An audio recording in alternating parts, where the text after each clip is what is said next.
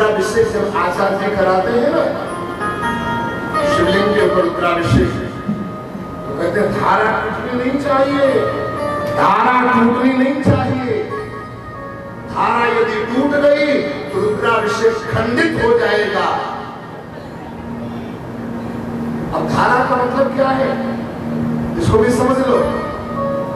दूध वाली धारा भले ही टूट जाए, लेकिन जब तक रुद्राभिषेक चले तब तक अंदर वाली धारा हमारी भगवान से टूटनी नहीं चाहिए। अंदर वाली धारा हमारी जुड़ी रही तो दूध की धारा भले ही टूट जाए, लेकिन रुद्राभिषेक खंडित नहीं होगा। तो इसलिए जो है, जो भगवान को प्राप्त करने की धारा है वही तो राधा है। कहते हैं राधा के बिना कृष्ण आधा, और राधे के बिना कृष्ण की प्राप्ति नहीं होती। तो बस वही भगवान की जो धारा है, धारा के बिना कृष्ण की प्राप्ति नहीं होती। ऐसी राधा रानी से नहीं रहा गया, दौड़ करके हाथ लगा दिया, श्री रामा ने पीछे बढ़ाया। राधा ने कहा क्या बताऊं कृष्ण, आपके बिना कैसे आपको मुसीबत में कैसे देख सकती है। ब्रह्म पुराण में तो लिखा है, ब्रह्मा जी ने अग्नि को साक्षी करके इनकी शादी करा दी। राधा और कृष्ण को बहुत प्रेम प्रहलाद की शक्ति है, बहुत मानते हैं, बहुत एक दूसरे के पूरा। राधा रानी का जब जन्म हुआ, राधा रानी का जब जन्म हुआ तो इनकी आंखें बंद थी। माता पिता परेशान, इसकी आंखें नहीं खुल रही, आंखें कैसे आंखें खुलेंगी। तो एक संत महापुरुष ने बताया था कि इनको हर जगह ले जाओ, इनकी आंखें उन्हीं के सामने खुलेंगी जो साक्षात नारायण ही बालक बनकर के आया होगा, कृष्ण ही साक्षात आए होंगे। इनके स्वामी वही आंखें खुलेंगे। सरल ले जाकर के देख लिया, आंखें नहीं खुली, लेकिन जब नंद बाबा के यहाँ लेकर के यशोदा के पास में आए, भगवान कृष्ण का दर्शन जब राधा ने किया, एकदम इनकी आंखें खुल गई। बस समझ गई यही तो मेरा प्रीतम है, यही तो मेरा स्वामी है। जो सीता जी है साक्षात वही द्वापर में राधा बन करके आई, और जो राम जी है ना वही तो साक्षात कृष्ण बन करके आए। राधा रानी ने कहा, त्रेता में मेरे स्वामी ने स्वप्न में भी कभी किसी स्त्री की तरफ आंख दृष्टि नहीं डाली, तो मेरा भी संकल्प है द्वापर में मैं स्वामी के अलावा और किसी के ओर दृष्टि नहीं डालूंगी। दर्शन करूंगी तो स्वामी का दर्शन। और कभी कभी तो मिलने जाती है, प्रेम से रहते खेलते, कुछ गोपियां ईर्ष्या भी करती है, भगवान से शिकायत भी कर दी जाकर के, अरे तेरी पुत्री का चरित्र गड़बड़िया हो। भगवान को पता चला, शाम के समय राधा रानी आई, पिताजी क्या बात है, बड़े उदास लग रहे हो। अब देखो बेटी का क्या प्रेम होता है, माता पिता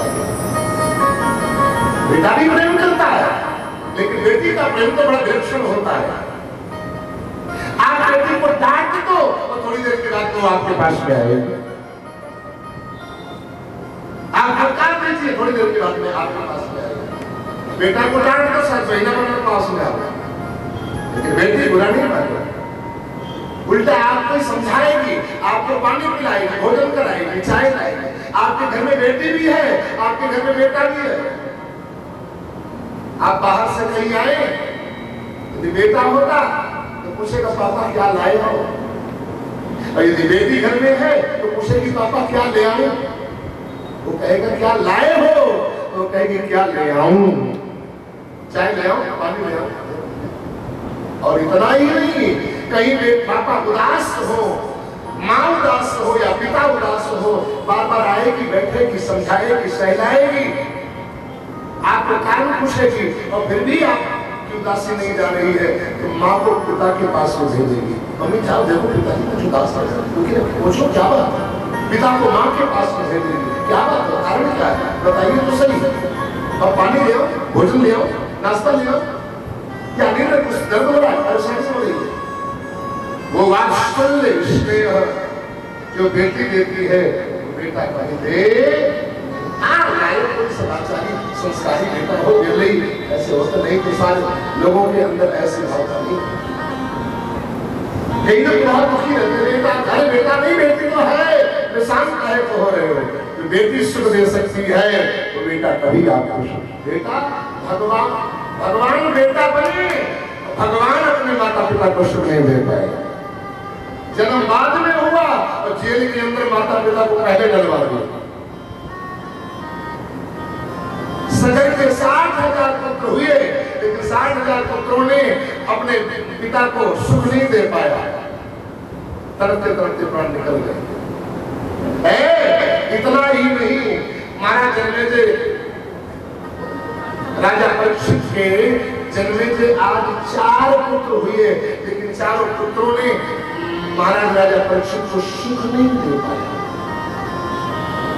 सुख मिला जब सरस्वती आसन की ममता का परित्याग करके राजा परीक्षित गंगा के किनारे भगवान गुरुदेव सुखदेव की भागवत का सारा।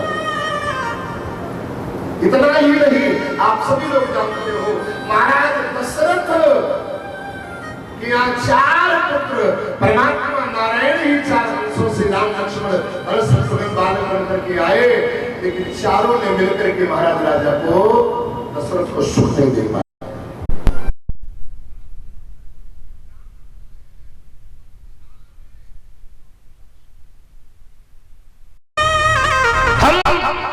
कैसे उम्मीद करें कि हमारा बेटा हमें सुख दे पाएगा। 5 प्रकार की संतानें होती है। नंबर 1 में सेवक पुत्र, आपने किसी की सेवा की है निस्वार्थ भाव से, अगले जन्म में आपका पुत्र बन करके आएगा, इतना संतुष्ट करेगा, प्रसन्न करेगा, आनंद देगा, आपको कभी भूल करके दुखी नहीं होने देगा। उदासीन पुत्र, उदासीन उसे कहते हैं शादी होने के बाद में पत्नी को लेकर के अलग हो जाए माता पिता।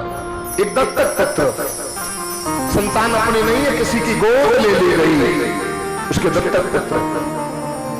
और एक होता है ऋणानुबंधी पुत्र, आपने कर्जा लिया है किसी का, नहीं दे पाए, उसका चुकाया नहीं, वो कमजोर है, असहाय है, हड़काया भड़काया, अगले जन्म में वो कर्जा चुकाने के लिए आपके यहाँ बालक बन करके आएगा। और आपने किसी को हिंसा किया है, मारा है, पीटा है, सताया है, उसने आपका बदला नहीं ले पाया, अगले जन्म में तुम्हारा पुत्र बन करके आएगा, मारेगा, पीटेगा, घर से निकालेगा, गरियाएगा। बहुत से लोग जो चाहते हैं हमारा बेटा मर जाए, कई ऐसे प्रमाण हैं। हमारे शुक्ला जी, भगवती प्रसाद शुक्ला जी बैठे हुए हैं, ये एक घटना बताते हैं, लखनऊ की ही है। माँ बाप बेचारे चुपचाप चोरी से रह रहे हैं, किराए के मकान में कहीं, कोई उनको जानता ही नहीं है। बेटा जान गए तो गोली मार दे उसके। बेटी की चुपचाप शादी किया, इन लोगों ने करवा दिया चुपचाप, और उसको पता नहीं चलने दिया कि वो पता चल जाए तो मार दे उसको, शादी न होने देना। ऐसे बेटे से क्या सुख की उम्मीद किया जाए? इससे तो बिना बेटा अच्छा है ना। सुत जन्म लेकर कुल में गर कालिमा लगाए, सुत ऐसा जन्मते ही मर जाए तो अच्छा है, सद्भावना हृदय में भर जाए तो अच्छा है। इसलिए सत्संग हरि कथा में नर जाए तो अच्छा है, सद्भावना हृदय में भर जाए तो अच्छा। कितना भी नास्तिक बेटा हो आपका, आप उसको खुश मत कराइए, पूजा मत करा। पूजा तो रावण भी बहुत करता था, लेकिन अहंकार उसका जा पाया। पूजा मत कराइए, बहुत ज्यादा दान मत कराइए, कोई बात नहीं, केवल उसको सत्संग कराइए। थोड़ी देर ही सही किसी संत के सानिध्य में उसको बैठा लिए। आपका बेटा लायक न बन जाए तो आप कहना। इस बात को मैं अनुभव पूर्वक कहता हूं और गंभीरता पूरी गारंटी के साथ मैं कहता हूं। ऐसे ऐसे नास्तिक नास्तिक किसे कहते हैं? नास्तिक उसे कहते हैं जो कभी भगवान का नाम न लेता हो, जो कभी एक लोटा जल सूर्य शिव को न चढ़ाता हो, जो माता पिता कभी सम्मान प्रणाम किसी को न करता हो, देव गौ ब्राह्मण मंदिर इनको कभी झुकता न हो, उसको नास्तिक कहते हैं। ऐसे ऐसे नास्तिकों का भी बदलाव इस शरीर के सत्संग के द्वारा हुआ है। मैं सच कहता हूं, सच कहता हूं, आनंद के साथ सच कहता हूं।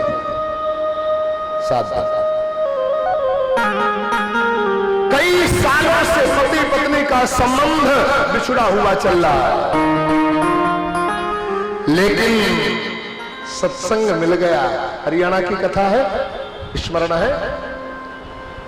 कई सालों से पति पत्नी अलग चल रहे थे, लेकिन 7-6 दिन सत्संग हुआ, 5 दिन। और 5वें दिन मैंने कथा में कहा कल रुक्मिणी कृष्ण विवाह है, जो पति पत्नी हो वो जोड़े से आरती करें भगवान की। पति भी आता था, पत्नी भी आते थे, उसके बच्चे भी आते थे। बच्चे टुकुर टुकुर देखते थे पापा की तरफ। पत्नी भी कभी कभी रोती थी, लेकिन हिम्मत नहीं पड़ती थी उससे बोलने।